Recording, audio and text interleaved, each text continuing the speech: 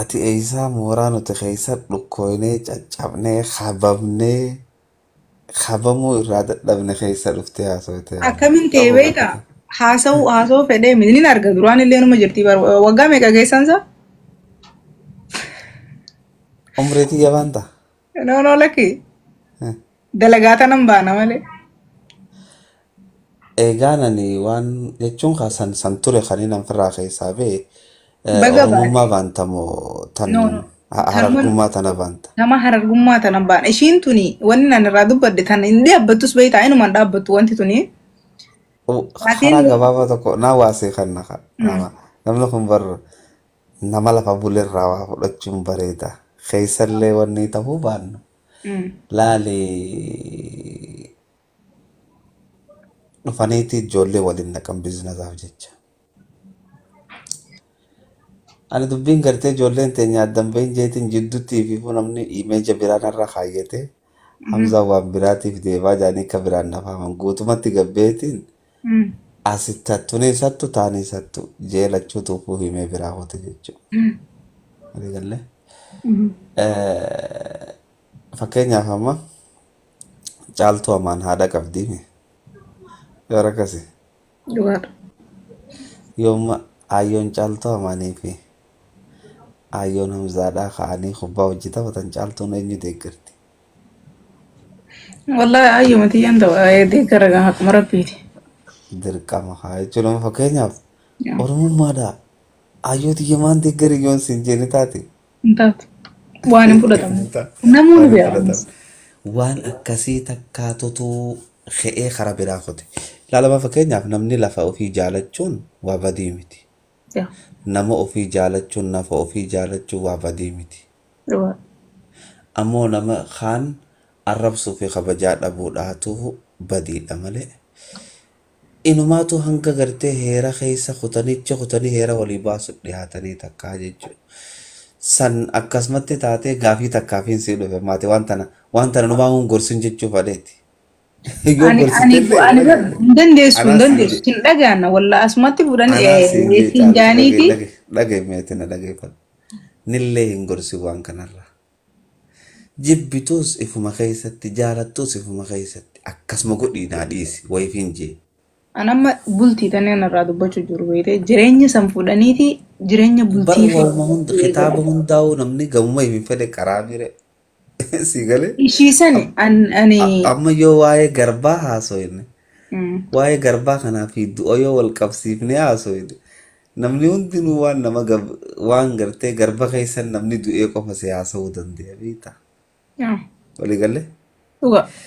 Tanaaf dubbii hunda karaa ofiin fadhanitti hiikkatan waan taateef tanuma bultii tanaahu bara fakkeenyaaf ani gamalachuuti fakkeenyaaf si galee sila an fakkeenya isaanii ta'uun qaba jaalalaan jiraadhee gammachuun jiraachuun kiyyaman abbaan wal fahamuudha malee kuni jallatee gosa taanii kuni diriiree gosa taanii warri jedhu kuni warra wasaqni san guutee jechuu fadheeti. Kasuman naa qabaddooti. Akkasii miti. Haa akkas taanaan diigaaga. Dhiifne. Maa hin dandeessu bara ati basuma dhagayamee yoo dubbatti malee narraa dhagayanii eenyus dhagaawwas hin dhagayanii. Tanattuu miti iyyuu hundaa deebiin deebisu nannee taa'utu. Hoggaani gamaan achi si oofaa xixiqqoo tana biraan si fuudhee achi gama si geessaa hoggaa eessa naan jechuudha. Fagoo nan geessin. Fagoo nan geessin. Lakki fagoo sanii si geessa gamasi. Ani namaatu yaadna kiyya guddaan Oromoo jechuun maantu nu aayidoloojiidhaan jaabar. Tanaan dhiyoo tana naa gale. Haaya boojii harka qofaanii afaanii. Asiqeetiin dhaggeeffatu jira. Aayidoloojii hoggaan jiru yaada tokko kanuma namni kanuma firraa uummate Oromoo jechuu fi Somaalee jechuunis akkamittiin anjiiha. Kamitti yaa kana gaa? Oromoo keenyuuti siin gaafadha. Oromoon keenyuuti. Nan gaafadhi yaamsa. Nan gaafadhi. Oromoo keenyuuti atummaan naa himime. Khaxabbootii meeqa si bar? Yoo taa'ee yaamachuun hin geessine. Hooka ooma gabaabduu takkaan sii galchaa bar. Khaxabbooti bara akkasuma akkasii miti. Mhm. Ilmaan meeqa dhala inni? Uummata taasaa jirtaa miree naamti. Sitti kanaa deebiftuuf baati sagaleen baryee fi hayi jechuun barra wal jalaa deebisuudha. Hayyee. Ilmaan meeqa dhale? Hin beeku Lama hin jiha. danda'amu miree. Lama jiha si lama ji. Haya. Boronaa fi bareentoo jiha. Wama jiru si gaafachuuti gaafii xiyya Na kana biraatti sodaachisteera lama dhalee jara na takka maal barreessitan. Hayyee. Eeyyoo lamaan gaa tokko boronaa tokko bareentoo jennee mire. Amma jara sadeen kana waliif finnagaa. Oromoo Booranaa fi Bareentoo. Jarri kun maal walii ta'an? Abbaa fi ilmoo gaa. Maali gosti isaanii? Gosti isaanii Oromoo. Abbaatu Oromoo moo gosa? Abbaan Oromoo gostinis Oromoo ree abbaan Oromoo ta'e gostinis Oromoo ree. Ati maa gosti seetaa amaan hin ta'irree akkas taanaan? Hin beeku. Gosa jechuun waan shanshalata qabaate jechuudha. Migaatatti galan booddee akkasii bara. Ammoo abbaan abbuu makaa akkasuma akkasii miti. Abbaan abbaa.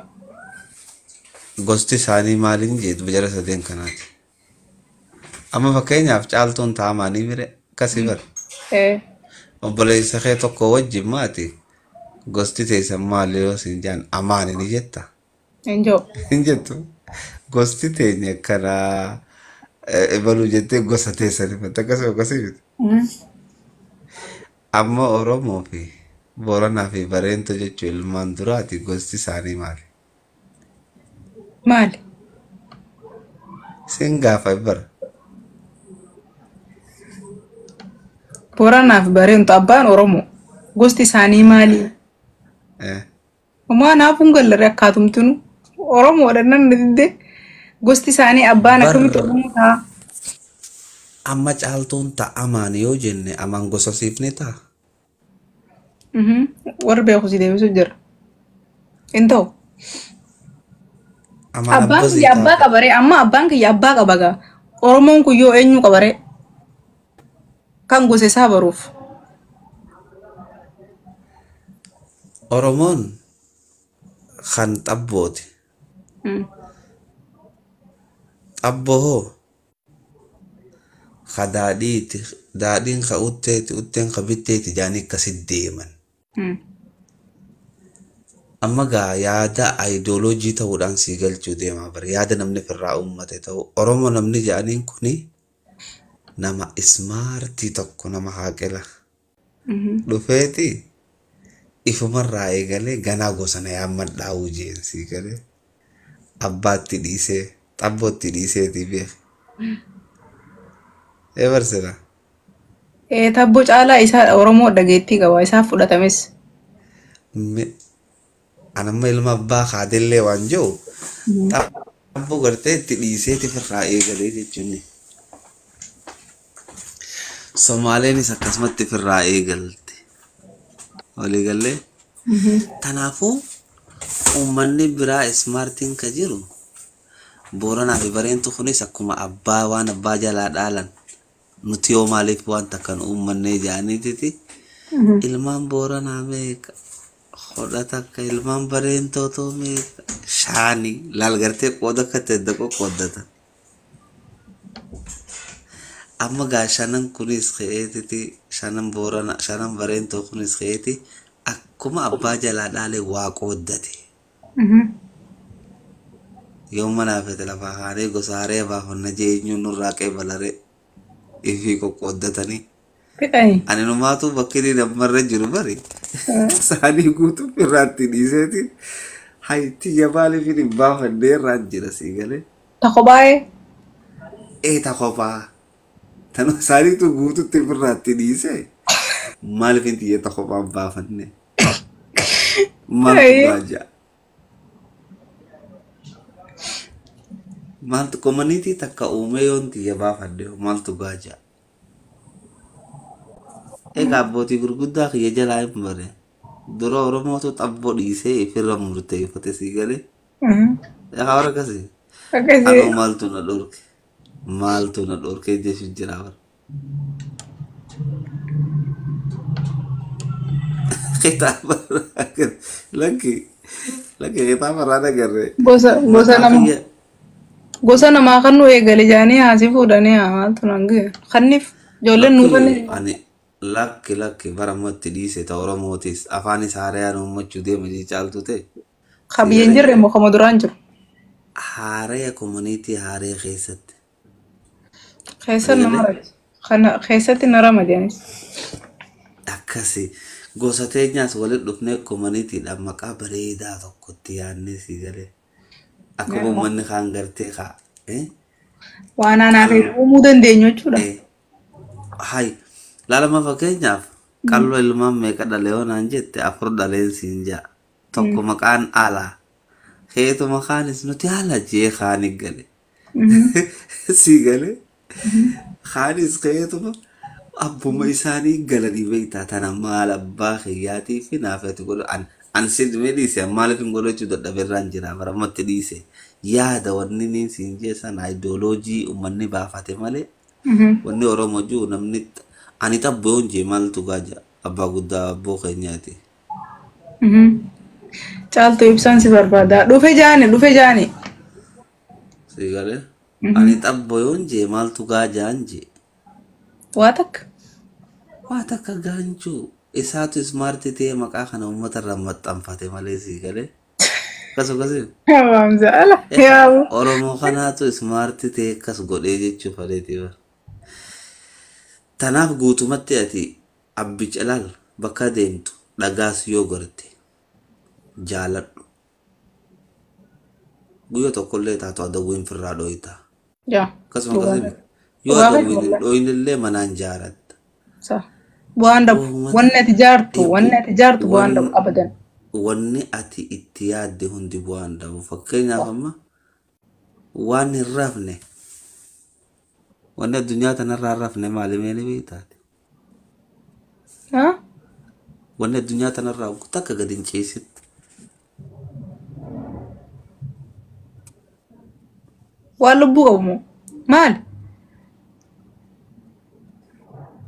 Taa hoggu takka gadi hin taa'in tanuma deemtu takka ni beekta.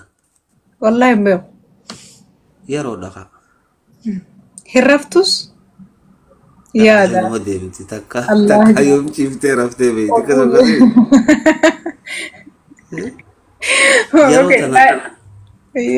yeroo tana keessa barnuu rafa malee takka isii wayii rafteere.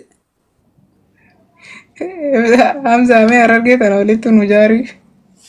Antiyyaan baafachuu deema abbo yoo rabbiti yaannaa baasu. Okay. Live seeniree ibsaa neegu jira jaani. Wajjin seeniree live kan. Ani dalagaan narraa ani bar waan gartee yaaduma bareedaa kanaa sitti himuu dhufe malee uummata kana dura taayitiin silaa waa hin galchaaf jee dhufa. Yoon dhagaalee hedduu tokko walii qabee waa barsiise dhagaan kiyyaamata lamatti profeesaran ta'u kolkolo. Olayyii osoo barsiisee bara olayyiin tiyya afaan bartee deemtee magaalaa waan aanu akkana jechuun uummata kanaatu wanni jechuu kiyyaa miti ammaas beeke. Uummata kanaatu badaa jechuu kiyyaa miti. Uummanni kun uummata gaarii, uummata gara laafeessaa, uummata bareedaa kanuma keessa tokko tokkoon hawaasa jibbisiisu jira jechuu hadeeti malee bani adam rabbii dila kana baaneeti miti. Tanaaf laal looziin beeytaame osoo nyaatu takkaa looziin fokkottuun takka si afaan hin buune. Ni dhoyti yaabu. Loozii dila san hundaan loozii mutakkatti sirriina jibbisiisee bee si galee. Tanaaf waan akkasiitiin deemee caaltu teenya taphadhu dhagaallee taate jaaladhu. Dhagaallee yoo taate jaaladhu. Wajji taphadhu wajji qofli nama qofaaf yeroo takka dhagaafis yeroo kannaa. Si galee. Naa galee. Dhagee addaa ture.